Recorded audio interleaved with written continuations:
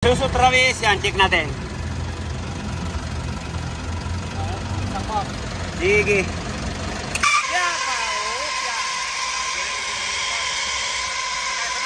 Patay. Ayan yung sinasabi ko rito. One more.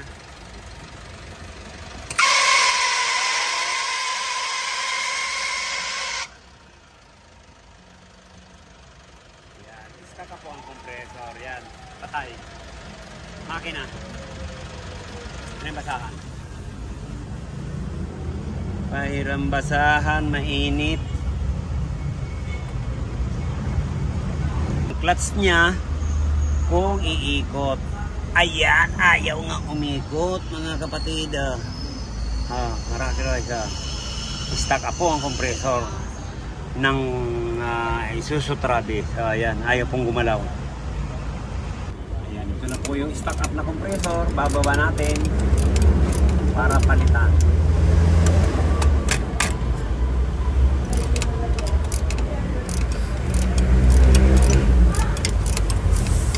Isa lang po ang condenser nito.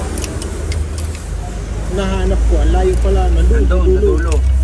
Parehas lang ng L3. Isa lang din na malaki. Yung L3 niya, pinulitan natin nung nakaraan. Ganun. Iba na po natin yung evaporator sa likod at pati sa harapan para i-flashing at malinis. Yan. Yung evaporator dito, binaba na po rin po natin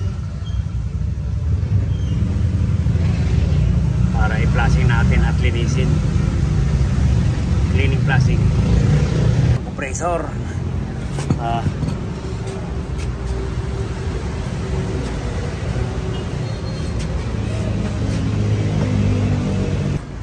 Malamang may bali ito eh. Ayan o. Ayan, ayaw na umikot.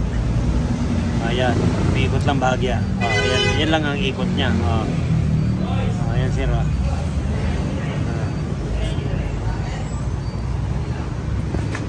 Ayan, ito po yung evaporator. Hindi naman kadumihan. Pero ipa-flashing natin to. Ayan. Yan ang pang-flashing natin. Rin naman po yung evaporator sa likod.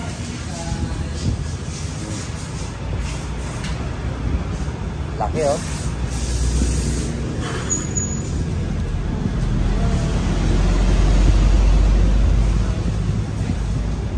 Yan.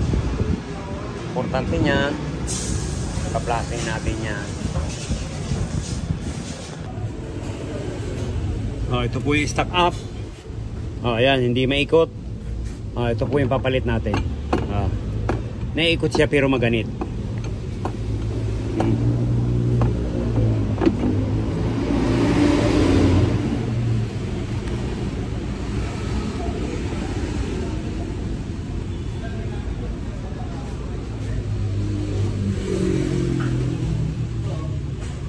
Yan na po yung papalit natin. Yan, marami-rami na po tayong napalitan ng ganito. Puro ganito ang problema. Yan. Yan. Yan, wala na. Balik. Tigas. Putol.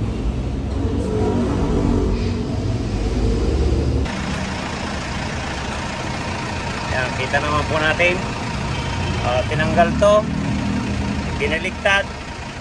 Walang tumulong langis. Kaya pag mayroon po tayong ganito, ayan, magpalinis na po kayo para malagyan ng langis yung compressor bago po ma-stack up yan. Higaya nito, stack up.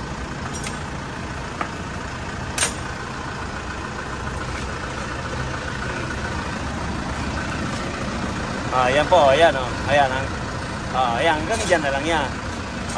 Up. Siyempre, pag halimbawa, parang tao, pag gutom ka, ano mangyayari? Kaka-ulcer, ganoon din po yan, sibak ang loob. Yeah, okay.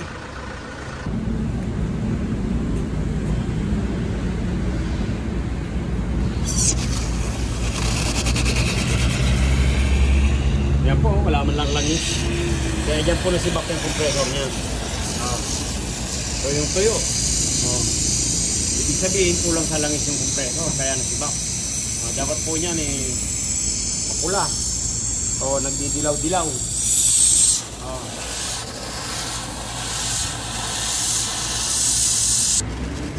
Ayan. Pangalawang buga lang, napakalinaw na.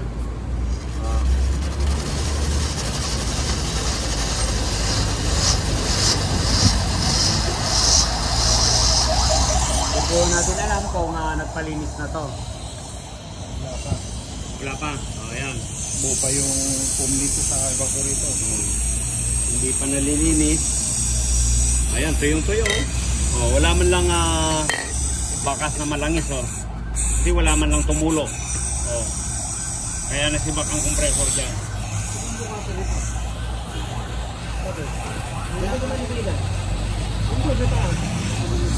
Dito, yun dito naman yung dila. Oo. Ayan, pwede na lang natin yan. Ayan yung saunahan. Ito yung sa uli. Ayan, flashing din natin. Sir, may butas po itong evaporator. Ayan, ni-repair natin. Kaya lang, nasa ilalim na yan.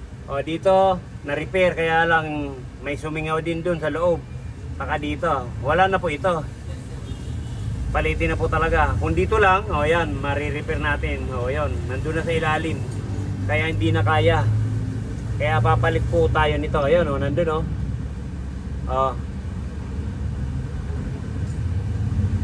Ayan. May lumabas na tatlo. Ibig sabihin, mahina na talaga. Ayan, sige. Sir, ito na yung may butas. Ito na yung papalit natin. Ayan.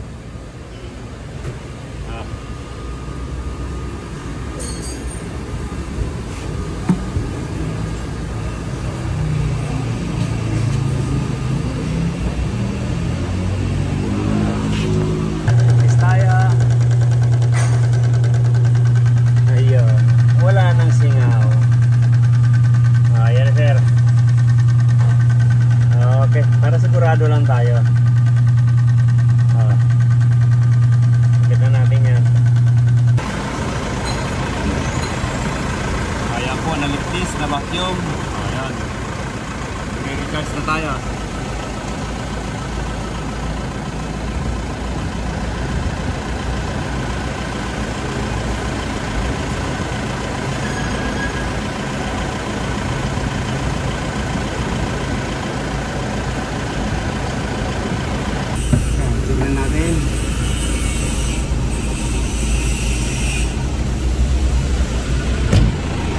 Ang karga niya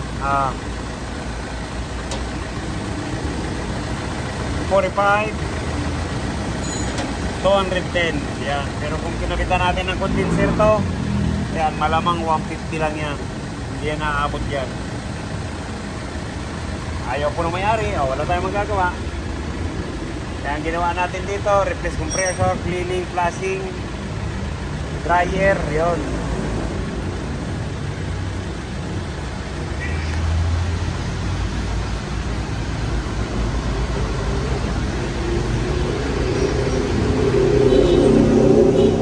Yan na rin po ang tinakbo nito.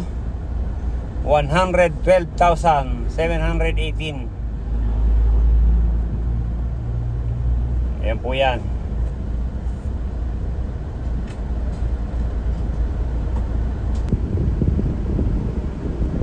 Yung final na karga natin dyan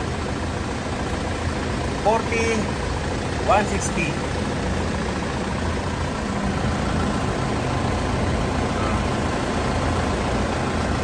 Ayos.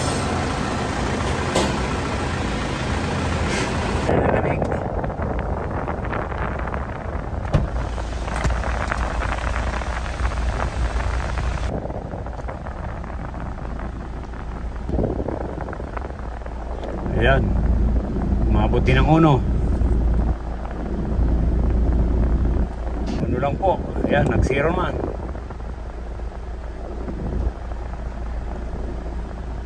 Isuzu otra vez. Sir, okay na to, sir. Pero mas maganda pa sana ang lamig nito kung naglagay tayo ng isang condenser. Isa lang po ang condenser nito.